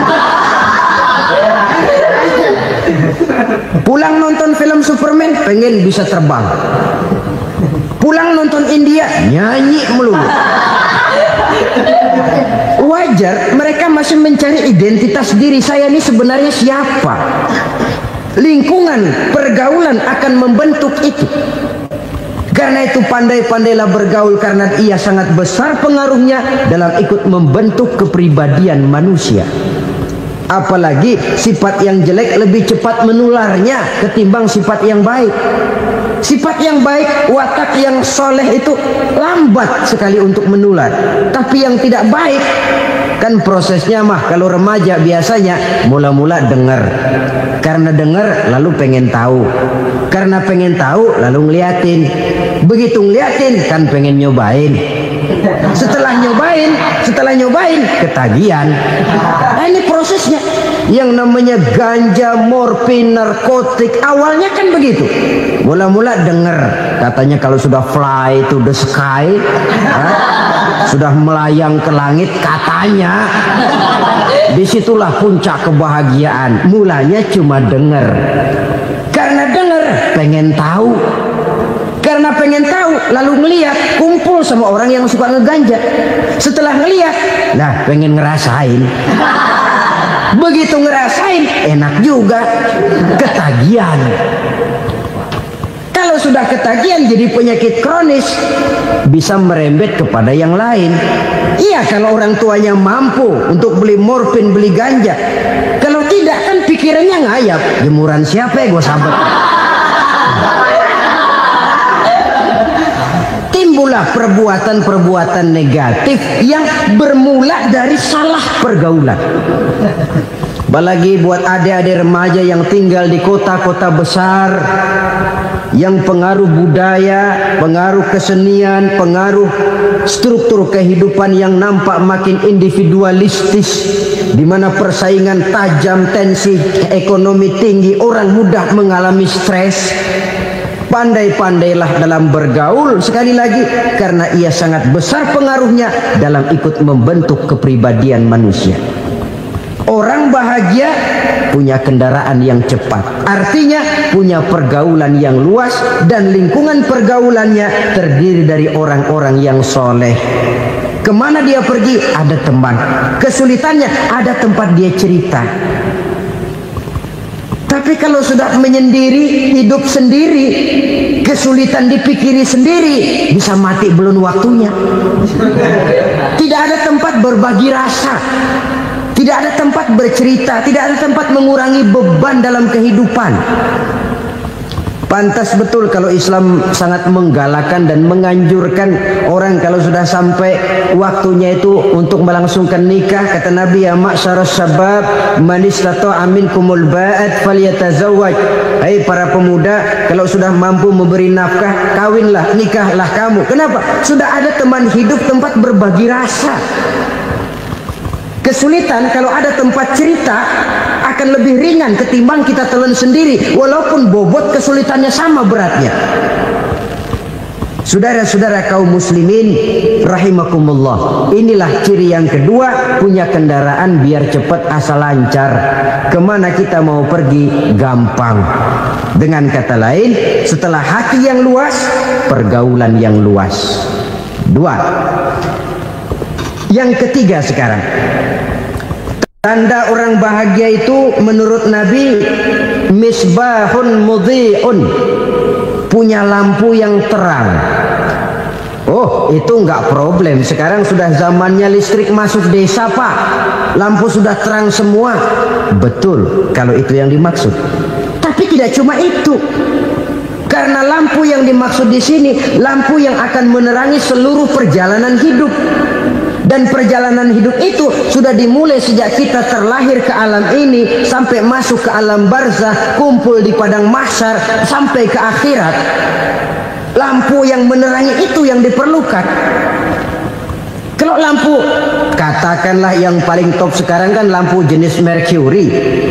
Taruhlah itu di rumah kita, dia cuma menerangi rumah kita, menerangi hati pun tidak sanggup. Bila kita masuk ke alam barzah, alam kubur, sanggupkah si Mercury yang begitu terang menerangi alam barzah kita? Tidak sanggup lagi.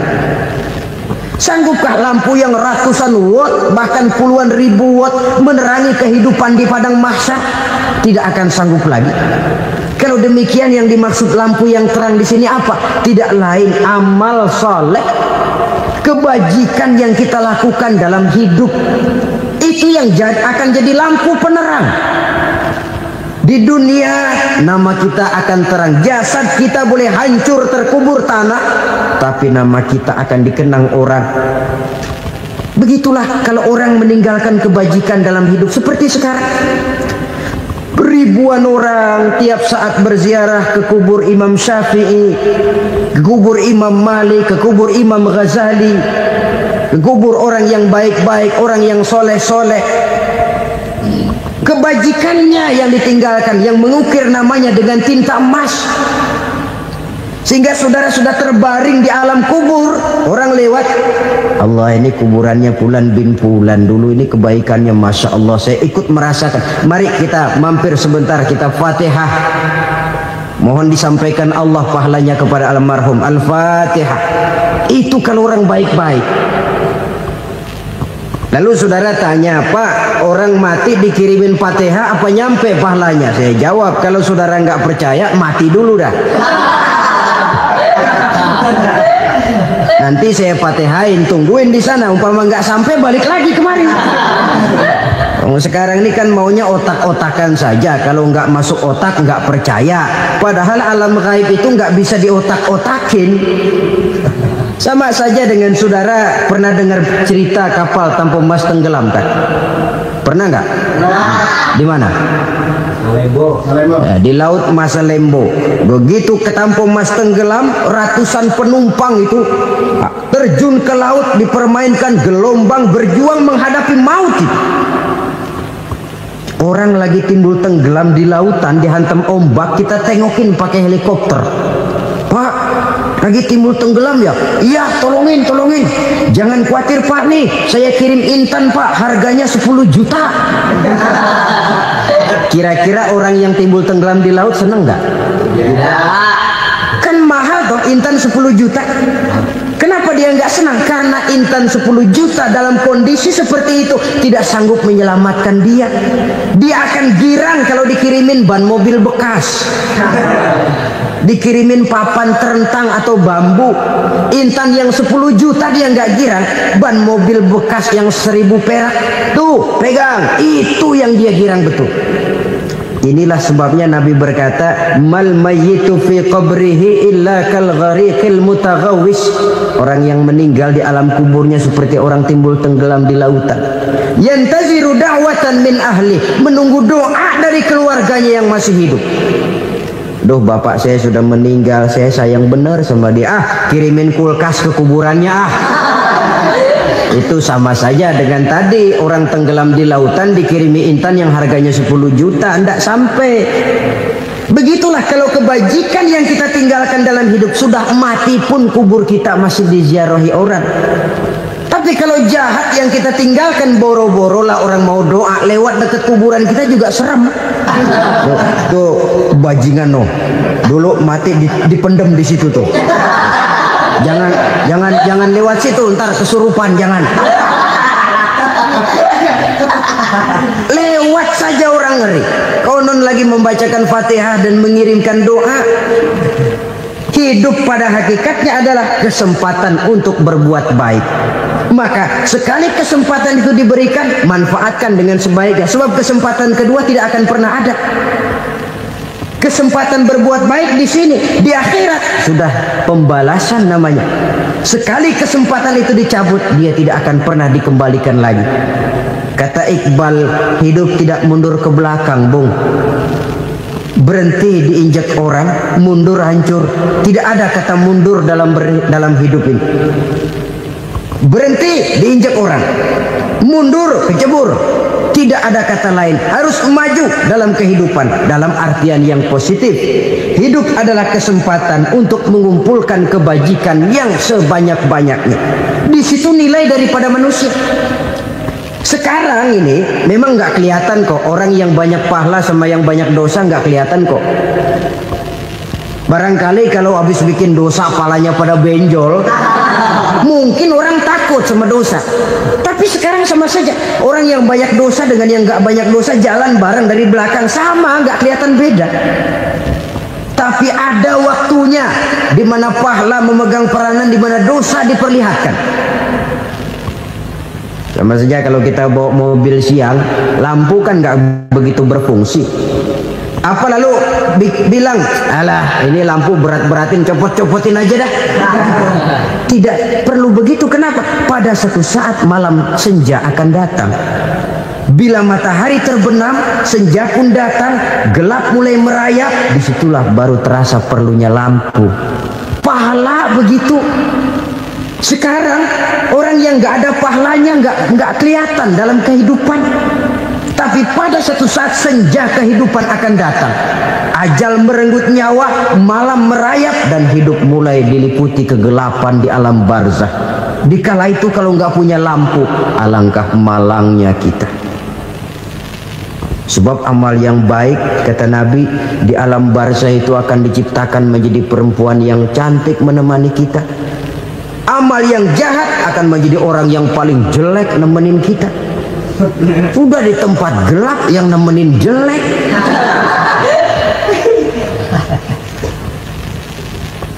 Kaum muslimin rahimakumullah. Kalau demikian masalahnya, tergantunglah kita pandai memanfaatkan waktu. Al-waktu kasayf, waktu itu cepat sekali. Yang namanya waktu itu tahu-tahu. Tahu-tahu udah tahun 87. Tahu-tahu udah begitu. Tahu-tahu yang kemarin anak-anak sekarang udah pada punya anak. Tahu-tahu saja itu. Begitu cepat waktu berlalu. Kalau tidaklah pandai kita memanfaatkannya, akan rugi kita. Nabi bersabda, "Man kana yaumuhu khairun min amsihi fahuwa rabih." Barang siapa yang hari ini lebih baik daripada hari kemarin, itu orang untung. Hari ini lebih baik daripada kemarin. Bulan ini lebih baik dari bulan kemarin. Tahun ini lebih baik dari tahun kemarin. Itu orang yang beruntung. Tahun kemarin sembahyangnya maghrib doang, sekarang udah tambah isya. Tahun kemarin cuman Idul Fitri aja ngancem bener, sekarang udah tambah Jumat, lalu tambah lagi maghrib, tambah lagi isya, dan selanjutnya. Hari ini lebih baik daripada kemarin, itu orang yang beruntung. Wa man kana yaumuhu mislu amsihi fahuwa khasir. Lalu barang siapa yang hari ini sama saja dengan hari kemarin, itu orang rugi. Hari ini sama dengan kemarin, rugi itu. Bulan ini begitu, bulan kemarin begitu, tahun ini begitu, tahun lalu juga begitu. Rugi itu orang. Rugi apa? Rugi umur. Umur tambah, amalan nggak pernah tambah. Dan saya pikir lebih merupakan azab ketimbang nikmat kalau orang dikasih panjang umur cuma untuk numpuk dosa. Mending mana? Panjang umur banyak dosa sama pendek umur dikit dosa? Mending mana? Mending mana? Ya, paling mending tentu panjang umur banyak pahala. Tapi kalau tidak, sekali lagi, lebih merupakan azab ketimbang nikmat kalau orang diberikan panjang umur tapi cuma untuk sekedar menumpuk dosa. Kehilangan kesadaran bahwa dunia bukan terminal akhir dari satu perjalanan. Dia cuma halte di mana kita berhenti sebentar untuk menuju kepada terminal yang hakiki. Saudara-saudara kaum muslimin rahimakumullah. Inilah lampu yang akan menerangi kehidupan. amal yang kita lakukan di dalam kehidupan. Jadi yang dimaksud dengan lampu yang terang, kebajikan yang kita kerjakan dalam hidup. Nah, setiap orang di awal tadi saya bilang ingin bahagia. Bahagia itu kan hakikatnya kumpulan senang dan selamat. Senang, selamat. Apa bedanya? Senang tapi tidak selamat, nggak bahagia. Selamat tapi nggak senang, nggak bahagia orang. Contoh, kalau orang korupsi, duitnya banyak, senang dia, tapi keselamatannya. Ada tentara baris di samping rumahnya udah bingung, padahal tentara latihan. Tentara cuma latihan, dia bingung. Senang, tapi karena keselamatannya tidak terjamin, dia tidak bahagia. Sebaliknya pegawai negeri jujur benar, cuma segaji-gajinya, selamat nggak korupsi, tapi melarat, ya nggak bahagia juga, kurang senang. Kesenangan dan keselamatan untuk dunia saja, ya sekali lagi, kalau cuma sekedar untuk dunia saja, bisa dibeli pakai uang, bisa dibeli pakai uang. Saudara ingin selamat, bisa dibeli pakai uang. Saudara ingin senang, bisa dibeli dengan uang. Tapi setelah mati, masuk ke alam barzah, habis kekuasaan uang. Nggak bisa lagi beli keselamatan pakai uang. Tidak mungkin lagi membeli kesenangan dengan uang. Di situ pahala yang megang peranan. Makin banyak pahala, makin banyak saham untuk membeli kesenangan dan keselamatan, untuk memperoleh yang namanya bahagia. Dan jangan lupa loh, di alam barzah kita nggak sebentar, menunggu datangnya kiamat. Loh iya, kalau kita begitu dikuburin terus kiamat datang, untung. Tapi kalau masih harus 1000, 2000, puluhan ribu tahun yang akan datang, dalam satu penantian yang begitu lama, tanpa saham untuk memperoleh kebahagiaan, satu kemalangan yang tidak ada pernah putus-putusnya. Janganlah tergelincir oleh kebahagiaan sebentar yang menipu dengan mengorbankan kebahagiaan hakiki yang berjangka panjang. Apa artinya senyum sejenak kalau harus ditebus dengan tangis seumur hidup? Biarlah kita minum jamu, pahit memang, getir memang, tapi kan besok badan sehat. Daripada sekarang minum sirup, manis memang, enak memang, tapi bibir pada jontor besok. Sirawan, batuk, nggak karu-karuan. Banyak orang tertipu oleh kesenangan yang sebentar. Padahal laisa kullu ma yalma'u zahaban. Belum tentu semua yang berkilat itu emas. Belum tentu semua yang gemerlap itu intan. Karena itu, marilah manfaatkan kesempatan yang diberikan Allah ini untuk mengumpulkan kebajikan yang sebanyak-banyaknya. Yang terakhir sekarang, yang keempat, tanda orang bahagia kata Nabi.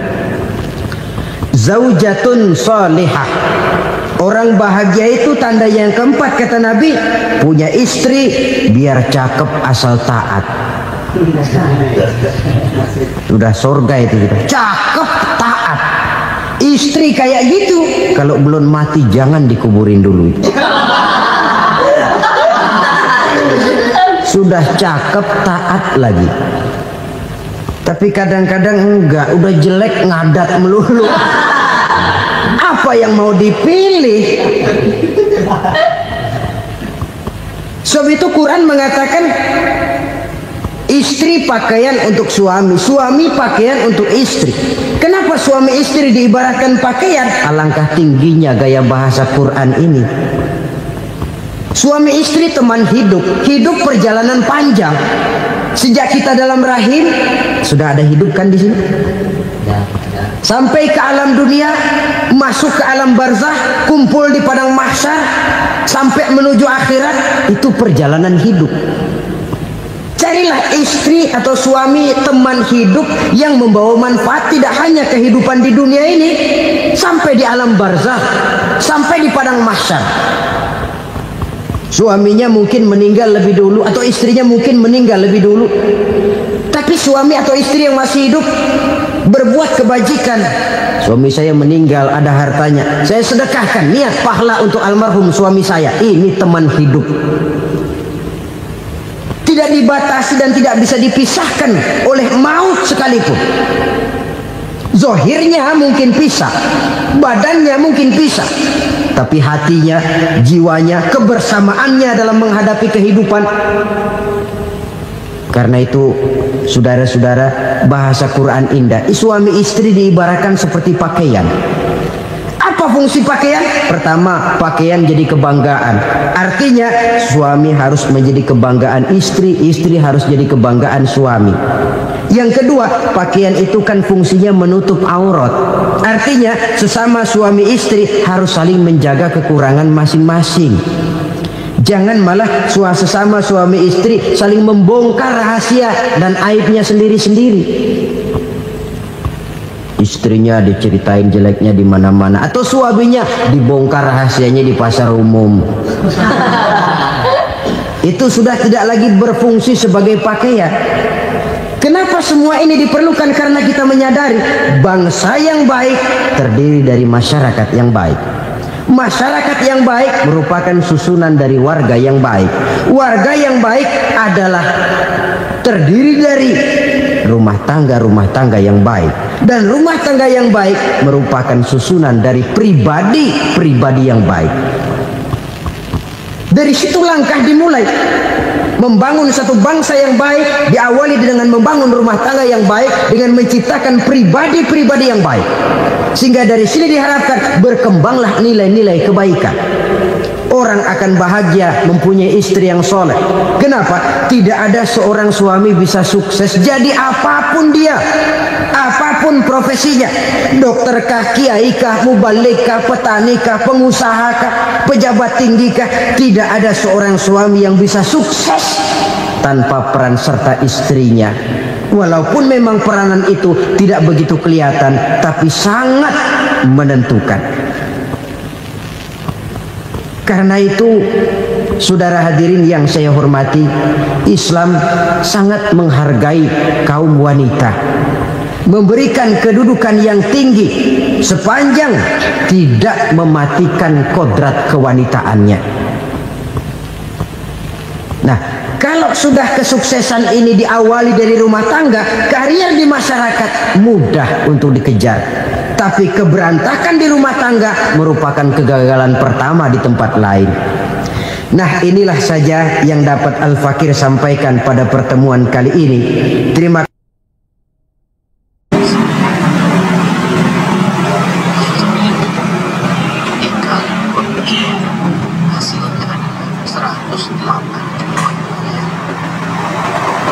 Kalau setahun kita dikasih 400 juta rupiah,